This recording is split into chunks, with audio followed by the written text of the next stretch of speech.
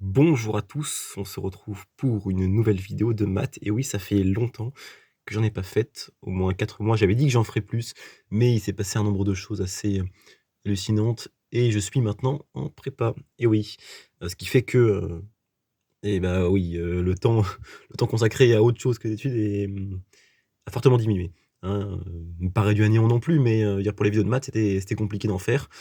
Mais c'est les vacances et j'ai décidé de vous présenter quelque chose qui n'a pas trop plu aux profs de maths. Hem, c'est une démonstration d'une formule qui est, extrêmement importante en maths experte. Oui, vous la verrez qu'en maths experte en terminale, mais en prépa, c'est obligatoire, hein, c'est la base de la base.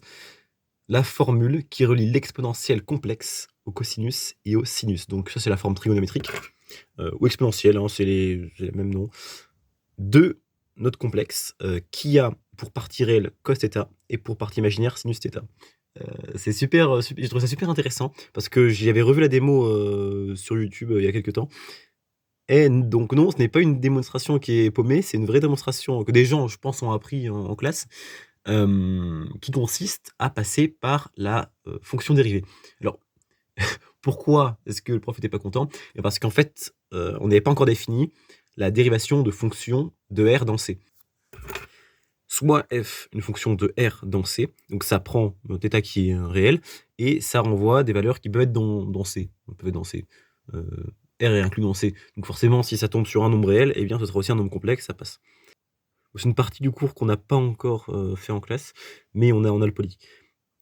Donc on sait que ça existe, on sait que c'est possible de dériver des fonctions de R dans C, mais on n'a pas encore la démo. Parce que ils font quoi terminale? Ils font arithmétique. Nous, on a fait arithmétique, on a fait les matrices ensuite, on a commencé les complexes, formes algébriques, mais ça, on l'a vu qu'à la fin de l'année. Donc forcément, pour dériver sinus, on va ici. Donc sinus devient cosinus devient moins sinus devient moins cosinus, et moins cosinus devient sinus. Donc on a déduit la dérivée de f. Donc on a, pour tout θ appartenant à R, f'θ égale moins sinus θ plus i cos θ avec la technique que je viens de vous expliquer. Moins sinus θ, c'est moins 1 fois sinus θ. Or, moins 1, c'est égal à i carré. Voilà, on obtient i carré sin θ plus i cos θ. On factorise par i. En factorisant par i, on obtient tadam. I sin θ plus cos θ, c'est la même fonction que ce qu'on avait au départ. Donc f'θ égale i fois fθ. Est-ce que ça vous rappelle quelque chose? Eh oui, c'est la solution d'une équation différentielle du premier ordre. On a un petit léger problème. Si on veut trouver le point en lequel la fonction s'annule, il faut dériver, puis étudier les variations de la fonction pour avoir quelque chose. Problème, quelle variation? Parce que oui, on dérive la fonction, mais ça sert à quoi? Parce que finalement, c'est la valeur dans C, et dans C, il n'y a pas de variation d'ordre. Il faudrait que le module de f de θ soit égal à 0, ça équivaut à f de θ égale à 0. On trouve que son module n'est pas égal à 0, et donc on peut diviser tranquillement par f de θ. f de θ sur f de θ égale i. Logiquement, si deux fonctions sont égales, alors leurs primitives sont les mêmes à la constante près. Ceci. Alors, j'ai pas mis les constantes parce que les constantes sont prises dans l'intégrale. C'est l'intégrale généralisée. Donc, l'intégrale généralisée, c'est une primitive en fait. Quand je pense que la constante peut être complexe, mais si la constante est complexe, vous allez voir qu'il y a quelque chose d'assez étrange qui apparaît. C'est-à-dire que ça va changer l'argument. Là, c'est la forme u' sur u. Enfin, f'θ sur fθ. Donc, une primitive de ça, c'est ln de valeur absolue de u. Ici, ça ne s'annule pas, donc on a le droit de le mettre, quel que soit θ appartenant à R. Ici, donc primitive de i, c'est i fois θ. Une constante, c'est constante fois la variable d'intégration. On dit ça comme ça. Plus c. C est une constante réelle. On va mettre appartenant à c, vous allez voir. On va voir ce que ça fait. C appartient à c. Ah, c'est joli. Et là, on prend l'exponentielle. Et qu'est-ce qu'on trouve? Que fθ est égal à uθ plus c. Et on a démontré ce qu'on voulait faire. Mais on n'a pas tout démontré. Pourquoi est-ce qu'il y a une constante ici? Et bien en fait, on peut la sortir, c'est une règle exponentielle. Hein. Exponentielle c, exponentielle euiθ. Pour vérifier que c est bien égal à 0, vous remplacez θ par 0. Et ln de θ, c'est ln de f de 0. F de 0, c'est cos de 0 plus sin 0. Sinus 0, c'est égal à 0. Et cos 0, c'est égal à 1. Donc on a ln de 1, donc 0, égale i fois 0 plus c, c'est égal à 0. On a bien démontré f de θ égale uθ. C'est une notation très très jolie, très jolie, très très sympathique. J'ai trouvé ça vraiment drôle. Bon, ça a pas trop plu aux profs parce que, qu'on manipule des objets qui sont pas définis, ça, ça avait pas bonne image. Mais voyez que, c'est super stylé. Je trouve ça vraiment génial comme démonstration, personnellement.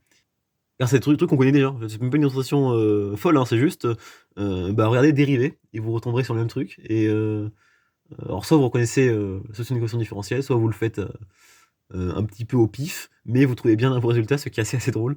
Heu, je fais des manipulations qui sont un peu étranges, mais pas non plus, folles parce que ce qu'on a fait, c'est primitiver, hein, et montrer que la fonction s'annulait pas.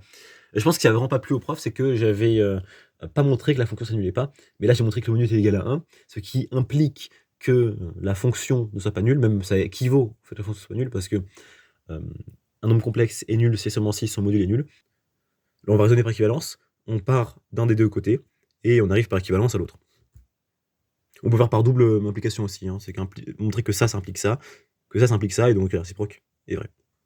Et surtout R est positif. Alors on peut aussi mettre, R, qui est négatif, mais dans ce cas-là, ça va, transformer l'argument. Parce que tu peux factoriser un EIP. Je viens de montrer que le module de Uiθ c'était égal à 1, et donc module de Z c'est égal à module de R. Mais R est positif, donc c'est égal à R. Oui, bon, alors si notre Z égale à 0, alors soit R égale 0, soit Uiθ égale 0 par produit. Donc supposons, par l'absurde en quelque sorte, hein, que Uiθ égale 0. Ça équivaut, on remplace par l'écriture qu'on avait, hein, cos θ plus sin θ égale 0. Bah, ça équivaut à cos θ plus i sinus θ égale 0. Bah 0, c'est 0 plus i fois 0. Et donc là, on peut faire identification des parties réelles et parties imaginaires. Alors, est-ce que ça, c'est possible? Bonne question. Eh bien, spoiler alert, non. Pourquoi? Parce que c'est le même θ. Voici, ouais, double accolade. Parce que 0, c'est cos, ça pourrait être écrit comme cos de pi sur 2. Et donc là, on a une forme qui apparaît, enfin, on sait résoudre ces équations-là. Même en terminale, on sait les résoudre, je crois. Je suis plus censé résoudre en terminale, ça. Si, à la fin de l'année, je pense. Trouvez-moi un θ qui vérifie ces choses-là. Compliqué, hein. Un θ qui est congrue à 0 et à pi sur 2 en même temps? Non, c'est impossible. Ça voudrait dire que pi sur 2 égale 0. C'est légèrement absurde. Et boum. Et boum, on montre, donc, comme ça, que module Z égale 0 équivaut à Z égale 0. Et donc, dites-moi que vous en avez pensé de cette démonstration assez incroyable, absolument. C'est pour se mettre dans le bain, parce que je suis tenté de faire des vidéos, mais ça, c'était pas fou. Je suis tenté de faire une vidéo sur les dérivations de fonctions avec un paramètre, mais je sais pas si c'est quelque chose de si intéressant que ça. C'était quelque chose avec d'espérance, parce qu'on fait pas beaucoup de probas en prépa, et c'est un truc un petit peu embêtant. Donc c'est la fin de la vidéo, la reprise, bien sûr. La reprise de ma chaîne. Incroyable chaîne qui postera des vidéos très régulièrement, je ne pense pas. J'essaierai d'en faire chaque vacances. Allez, 1, 2, 3, peut-être, si j'ai de la chance. Si j'ai la motivation surtout. Je vais essayer d'en faire, mais c'est pas gagné parce que je tente d'en tourner et puis ça tourne mal. Et j'y arrive pas. Ouais, tourne mal, ouais. Drôle. Donc on passe enfin sur du niveau entre guillemets terminal. Pas rigoureux, mais du niveau terminal, je crois. Donc la prochaine fois, j'aimerais bien qu'on fasse. Vous voulez faire des intégrales? J'ai plein de trucs à faire. J'avais dans mes intégrales. J'avais une liste quand même de choses à faire, hein. J'avais des fonctions, des intégrales à vous montrer, des démonstrations encore de choses qu'on apprend bon, maintenant en prépa, mais donc on se retrouve pour une nouvelle vidéo, soit encore pendant ces vacances, soit les prochaines vacances, mais je vais essayer d'en faire une cette semaine. Allez, à plus.